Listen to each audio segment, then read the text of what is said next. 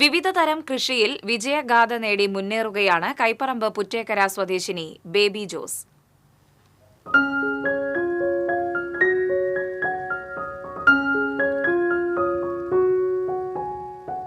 തരിശായി കിടന്നിരുന്ന കൃഷിയിടങ്ങളിൽ പൊന്നുവിളയിക്കുമെന്ന ദൃഢനിശ്ചയത്തോടു കൂടിയാണ് വ്യവസായി മേക്കാട്ടുകുളം എം.എ. ജോസിന്റെ ഭാര്യ ബേബി 12 വർഷങ്ങൾക്ക് മുമ്പ് കൃഷിയിടത്തിലേക്ക് ഇറങ്ങിയത്.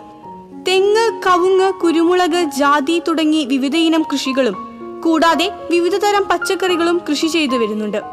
വീട്ടുമുറ്റം നിറയെ ഓർക്കിഡ് ചെടികളാൽ സമ്പന്നമാണ്. കോവിഡ് കാലത്ത് പല കുടുംബങ്ങളും സാമ്പത്തികമായി പുറകോട്ടു പോയപ്പോൾ കൃഷിയിലൂടെ നേടിയ ലാഭമാണ് കുടുംബത്തെ മുന്നോട്ട് നയിച്ചത്. അലങ്കാര മത്സ്യകൃഷിയും അലങ്കാര പക്ഷി വളർത്തലും വിവിധയിനം നായ വളർത്തലും പൂച്ച വളർത്തലും വീടിനോട് ചേർന്ന് നടത്തുന്നുണ്ട്. വിവിധ കർഷക അവാർഡുകൾ ചുരുങ്ങിയ കാലത്തിനുള്ളിൽ ബേബിയെ തേടിയെത്തി. പൊതുപ്രവർത്തകയും ചാരിറ്റബിൾ പ്രവർത്തകയും കൂടിയാണ് ബേബി. ഉള്ള സ്ഥലത്ത് കഴിയാവുന്ന രീതിയിൽ കൃഷി ചെയ്യണമെന്നാണ് ഈ വനിതാ ദിനത്തിൽ ബേബിക്ക് സ്ത്രീകളോട് പറയാനുള്ളത്. അതുവഴി പുതുതലമുറയ്ക്ക് ലഹരി വസ്തുക്കളോട് വിട പറയാൻ കഴിയട്ടെ എന്നും ലഹരിമുക്ത കേരളത്തെ വാർത്തെടുക്കാനാവട്ടെ എന്നും ബേബി ജോസ് പറയുന്നു.